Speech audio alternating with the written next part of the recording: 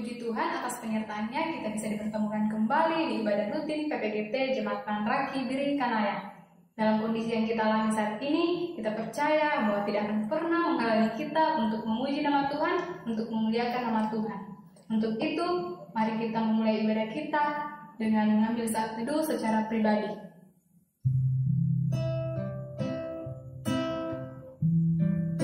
Mari bersyukur untuk hari baru dan nafas hidup yang Tuhan selalu berikan kepada kita. Mari bersyukur untuk kesehatan yang dianugerahkan Tuhan bagi kita. Mari bersyukur untuk keluarga, sahabat, dan orang-orang di sekitar kita yang Tuhan hadirkan. Dan mari bersyukur untuk setiap berkat yang tak henti-hentinya Tuhan berikan dalam kehidupan kita. Amin. Untuk memulai ibadah kita, mari kita menyanyikan lagu NKB nomor 3, Terpujilah Allah.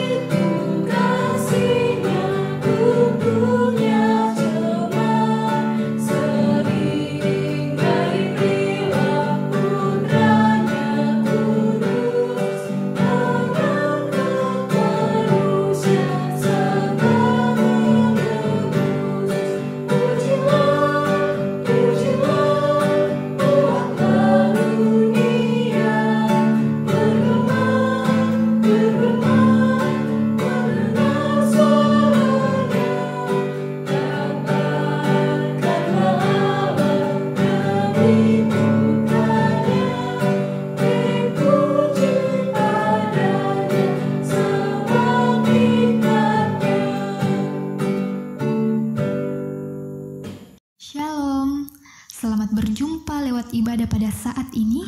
Meskipun kita berada di tempat yang berbeda, tapi kita percaya bahwa kita satu hati menghadap Tuhan. Saudara-saudara, mari kita mulai. Pertolongan kepada kita di dalam ibadah ini, itulah datangnya dari pihak Tuhan Allah yang menjadikan langit, laut, bumi, dan segala isinya. Salam sejahtera dari Tuhan Yesus bagi kamu. Kita akan mendengarkan dan merenungkan sebagian dari firman Tuhan. Untuk itu, mari kita mengangkat pujian dari NKB nomor 116, Siapa yang Berpegang.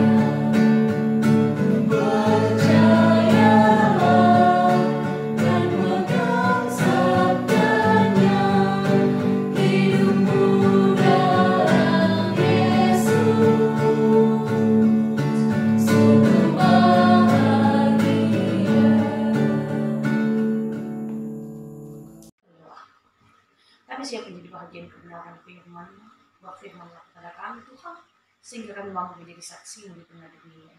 Amin. Sama dengan bacaan kita pada hari Kamis di hari kenaikan, Lukas pasal 24 ayat 36 sampai ayat 53. Dan sementara mereka bercakap-cakap tentang hal-hal itu, Yesus tiba-tiba berdiri di tengah-tengah mereka dan berkata kepada mereka, "Damai sejahtera bagi kamu." Mereka terkejut dan takut dan menyangka bahwa mereka melihat hantu. Akan tetapi ia berkata kepada mereka, "Mengapa kamu terkejut dan apa sebabnya timbul keraguan dalam hati kamu? Lihatlah tanganku dan kakiku. Aku sendiri ini. Rabalah aku dan lihatlah, karena hantu tidak ada daging dan tulangnya, seperti yang kamu lihat ada padaku." Sambil berkata demikian, ia memperlihatkan tangan dan kakinya kepada mereka. Dan ketika mereka belum percaya karena girangnya dan masih heran, berkatalah ia kepada mereka, ada kepadamu makanan di sini? Lalu mereka memberi kepadanya sepotong ikan goreng. Ia mengambilnya dan memakannya di depan mata mereka. Ia berkata kepada mereka, inilah perkataanku yang telah kukatakan kepadamu ketika aku masih bersama-sama dengan kamu, yakni bahwa kamu harus digenapi semua yang ada tertulis tentang aku dalam kitab Taurat Musa dan kitab Nabi-Nabi dan kitab Mazmur. Lalu ia membuka pikiran mereka sehingga mereka mengerti kitab suci. Katanya kepada mereka, ada tertulis demikian, Mesias harus menderita dan bangkit dari antara orang mati pada hari yang ketiga. Dan lagi, dalam namanya berita tentang pertobatan dan pengampunan dosa harus disampaikan kepada segala bangsa mulai dari Yerusalem. Kamu adalah saksi dari semuanya ini, dan aku akan mengirim kepadamu apa yang dijanjikan Bapakku. Tapi kamu harus tinggal di dalam kota ini sampai kamu diperlengkapi dengan kekuasaan dari tempat tinggi. Lalu Yesus membawa mereka keluar kota sampai di dekat Betania. Di situ ia mengangkat tangannya dan memberkati mereka. Dan ketika ia sedang memberkati mereka, ia berpisah dari mereka dan berangkat ke surga. Mereka sujud menyembah kepadanya, lalu mereka pulang ke Yerusalem dengan sangat bersukacita. Mereka senantiasa berada dalam bait Allah dan memuliakan Allah. Shalom, senang sekali berjumpa denganmu. Begitu cepat langkah kaki. Selamat merayakan hari kenaikan Tuhan Yesus ke surga. Meskipun berada di tengah pergumulan COVID-19 dan dalam suasana ibadah yang berbeda, kita tetap meyakini bahwa kita juga bisa menyatakan kesaksian kepada Tuhan. Karena kita juga yang dipilihnya. Nah, ada dua pesan yang ingin disampaikan lewat bacaan kita sebelum para murid melakukan tugas kesaksian. Hal yang pertama, saya menggunakan kata yang tidak mudah dilupakan, no hoax. Kita sudah tahu semua tentang hoax. Saudara, jika kita perhatikan peristiwa penampakan Yesus dalam bacaan kita, Yesus sebenarnya mau meyakinkan para murid. Cara Yesus meyakinkan para murid itu melalui kehadirannya secara langsung, melalui sapaannya, damai sejahtera bagi kamu yang 36, melalui pertanyaan dan kemampuannya membaca pikiran para murid. Mengapa kamu terkejut dan hatimu ragu? Ayat 78.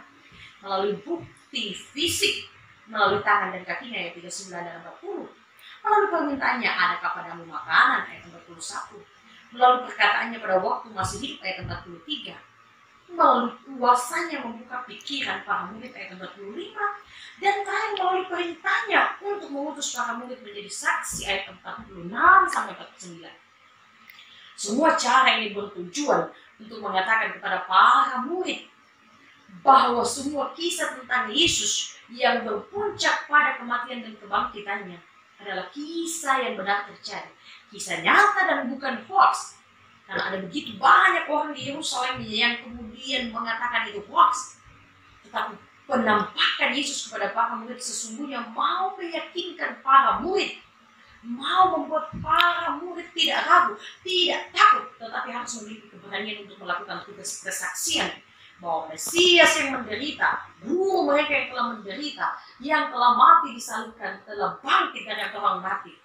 Dan kita, para murid, harus keluar dari ketakutan dan menceritakan, menyaksikan tentang hal itu kepada semua orang. Menariknya tugas kesaksian ini harus dimulai dari Yerusalem. Kenapa Yerusalem? Karena begitu banyak orang di Yerusalem yang menganggap berita kebangkitan Yesus adalah hoax belaka. Para murid, tugasnya adalah meyakinkan diri mereka sendiri, lalu kemudian meyakinkan orang lain. Bagi pemuda-pemudi jemaat ulang kaki, ada banyak hal yang kadang membuat kita ragu dan juga takut seperti para murid. Bahkan membuat kita belum melakukan tugas kesaksian.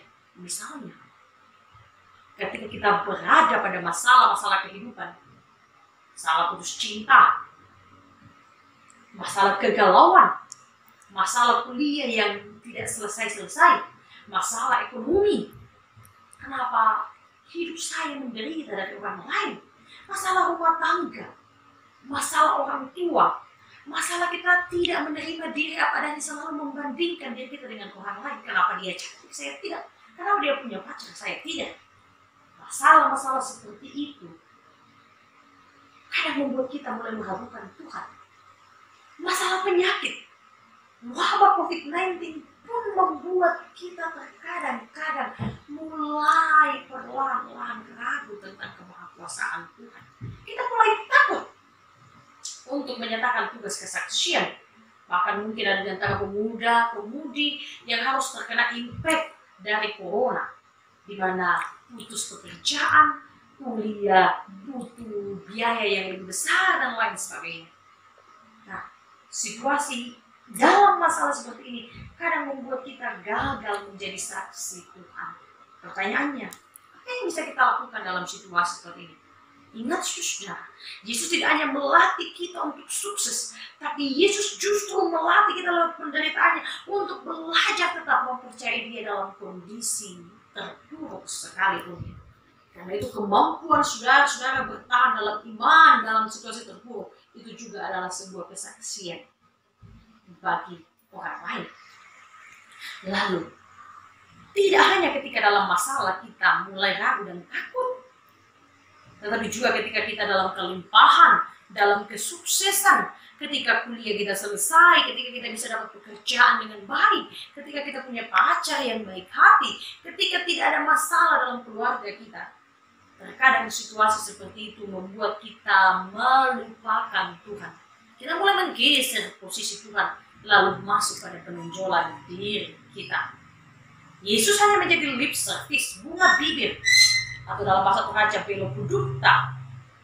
Yesus kemudian kita geser, lalu sesungguhnya hati kita sedang ada pada penonjolan diri. Rasa egois kita mulai muncul, rasa keangkuhan kita mulai muncul, dan karena itu kita gagal menjadi saksi Tuhan. Sudah-sudah rekan pemuda, mari benahi diri, mari yakini, mari persiapkan diri untuk melanjutkan tugas kesaksian para murid. Ingatlah bahwa ada begitu banyak posisi, ada begitu banyak situasi, ada begitu banyak hal yang perlu kita waspadai supaya kita tidak gagal menjadi saksi. Tapi yang paling penting adalah terus meyakini Tuhan dalam kondisi apapun yang kita alami. Ingatlah, orang yang mementingkan dirinya sendiri tidak akan pernah bisa menjadi saksi. Saksi bersoal tentang bagaimana saya menjadi saksi bagi orang lain, bukan hanya pada diri sendiri. Karena itulah yang dilakukan oleh para murid. Semuanya mati. Semua mati dalam keadaan mati. Karena rela berkorban untuk orang lain demi menyatakan tugas kesaksian kepada Tuhan. Hal yang kedua yang mau dikatakan firman Tuhan pada saat ini. Not alone. Tidak sendirian. Hal menarik yang kedua dari perikop kita adalah bahwa meskipun Yesus naik ke surga, tetapi tidak berarti bahwa kita ditinggalkan sendirian. Yesus tahu persis kemampuan para murid, bahwa mereka tidak akan bisa bekerja sendiri. Karena itu Yesus menyuruh mereka menantikan kuasa dari tempat tinggi. Kuasa dari tempat tinggi dalam ayat 49 menuju kepada Roh Kudus. Bahkan janji kehadiran Roh Kudus membuat para murid meresponi dengan sukacita perpisahan dengan Yesus. Kadang-kadang ya kalau berpisah, putus cinta yang ada galau, menangis dan sebagainya. Tapi perpisahan dengan Yesus justru membuat para murid lebih bersemangat, lebih tekun di dalam baik Allah. Karena ada janji yang luar biasa, yaitu Roh Kudus. Nah saudara, janji Roh Kudus membuat para murid merespon dengan sukacita. Dan bahkan ketika Roh Kudus hadir dalam hidup mereka, mereka mampu melakukan hal yang di luar akal kita. Mereka mampu berkorban untuk orang lain. Mereka mampu bersaksi. Karena itu ketika orang bertanya kenapa murid Yesus memiliki keberanian yang luar biasa, bukan karena mereka murid, tapi karena ada kekuatan Roh Kudus dalam diri mereka. Sudah-sudah, kesaksian-kesaksian hidup yang luar biasa pasti lahir dari karya Roh Kudus. Karena itu kadang-kadang kita berkata, luar biasa kesaksian hidupnya. Ingat, bukan karena dia, tapi karena karya Roh Kudus dalam kehidupan. Itu yang ia nyatakan. Kesaksian-kesaksian itu perlu juga kita nyatakan. Pertanyaannya apa peran kita? Peran kita adalah membuktikan, mewujud nyatakan kepada dunia karya Roh Kudus lewat perbuatan kita, lewat perkataan kita, menjadi saksi bagi semua orang. Saudara-saudara yang kekasih, kamu tidak sendiri. Meskipun dalam wabah COVID-19 kita seolah-olah sendiri, tapi kamu tidak sendiri.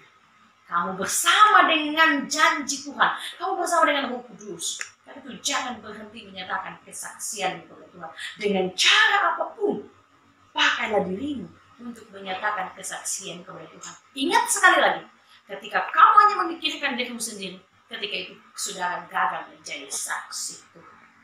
Selamat bagi pemuda jemaat Tuhan kaki untuk mengemban tugas kesaksian.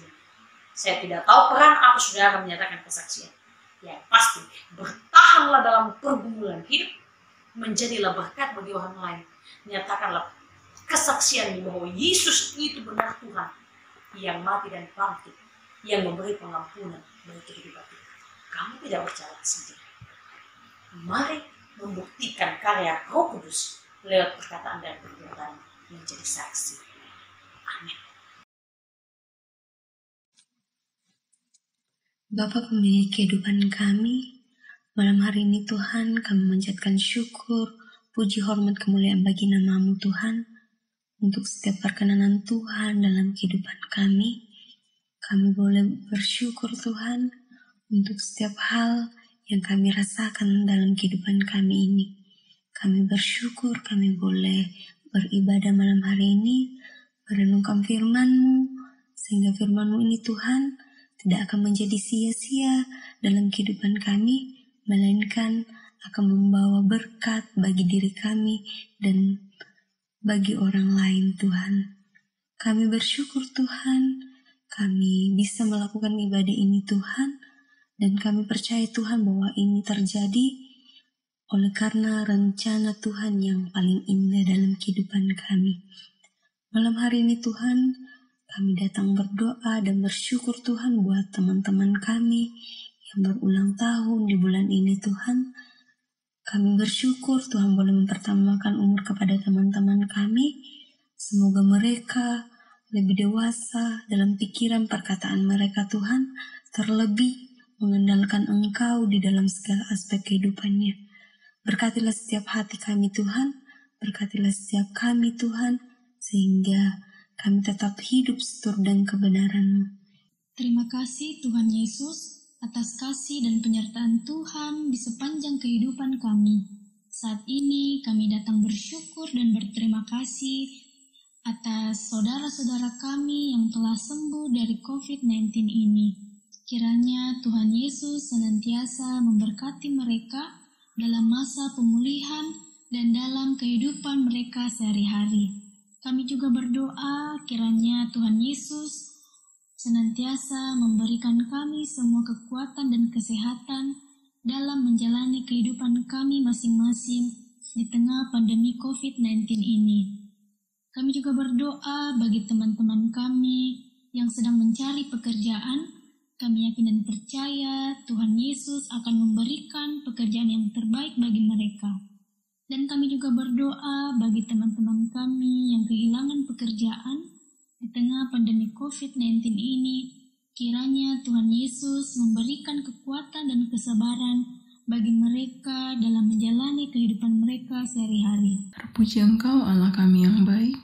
Malam hari ini kami membawa doa permohonan kami. Kami rindu untuk terus berdoa buat kondisi dari pasien yang telah positif terjangkit virus corona. Dari hari ke hari terus bertambah Tuhan. Kami memohon belas kasih-Mu. Kami memohon kiranya Tuhan yang memberi kekuatan dan memberi kesabaran buat setiap pasien. Kiranya boleh tetap menjalani perawatan yang diberikan oleh para medis. Dan kami percaya kesembuhan yang asalnya daripada Tuhan tentu akan menjadi bagian dari setiap orang-orang yang telah terjangkit oleh virus ini Tuhan. Kami pun berdoa buat setiap orang yang telah meninggal dunia karena virus ini. Kami memohon kiranya kekuatan dan penghiburan dari Tuhan terus dinyatakan buat mereka. Allah, kami pun mau berdoa juga buat bangsa kami, buat pemerintah, para pemerintah, pemimpin yang ada, mulai dari pusat hingga ke pelosok daerah. Kiranya setiap mereka terus diberi hikmat dan kebijaksanaan untuk menangani dan mengambil setiap keputusan yang tepat dalam proses penanganan virus ini, Tuhan. Berdoa untuk tim medis, kiranya terus diberi kekuatan, semangat, dan kesehatan, bahkan kesabaran untuk menangani setiap pasien Tuhan. Bapa, kiranya Engkau yang memberkati setiap aspek kehidupan kami, anak-anak-Mu, kami yang ada di kota ini, yang ada di bangsa ini, bahkan kondisi dunia. Kami berserah dan menyerahkan semuanya ke dalam tangan kasih-Mu. Kami patut dan sepatutnya lah hanya berpengharapan kepadamu saja, ya Allah. Ini seru sembahyang kami, ini permohonan kami bawa di dalam nama-Mu yang telah mengajar kami berdoa bersama-sama demikian. Bapa kami yang di surga, dikuduskanlah nama-Mu, datanglah kerajaan-Mu, jadilah kehendak-Mu di bumi seperti di surga. Berikanlah kami pada hari ini makanan kami yang secukupnya, dan ampunilah kami akan kesalahan kami, seperti kami juga mengampuni orang yang bersalah kepada kami. Dan janganlah membawa kami ke dalam pencobaan, tetapi lepaskanlah kami daripada yang jahat, karena Engkau yang mempunyai kerajaan dan kuasa dan kemuliaan sampai selama-lamanya. Amin. Mari kita mengangkat lagu Ku Menang, Ku Menang.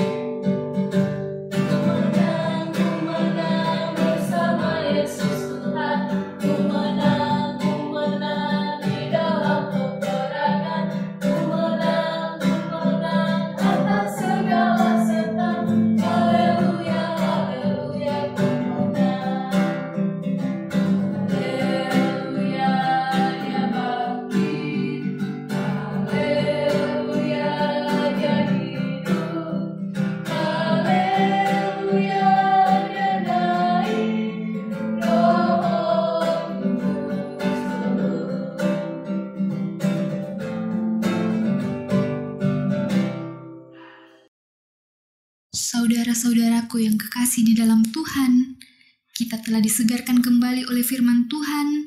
Mari kita menjadi saksi-saksi Kristus melalui sikap hidup kita dan tetap menjadi berkat bagi semua orang dimanapun Tuhan menempatkan kita. Mari kita terima berkat-Nya. Kasih karunia dari Tuhan kita Yesus Kristus, pemeliharaan Allah Bapa, pengasihan Roh Kudus akan memelihara dan menopang kita sekalian di dalam menjalani kehidupan dan rutinitas kita masing-masing hari ini kekal selama-lamanya. Amin. Demikianlah ibadah kita pada malam hari ini, dan untuk menutup ibadah kita, mari kita menyanyikan Mars TPGT.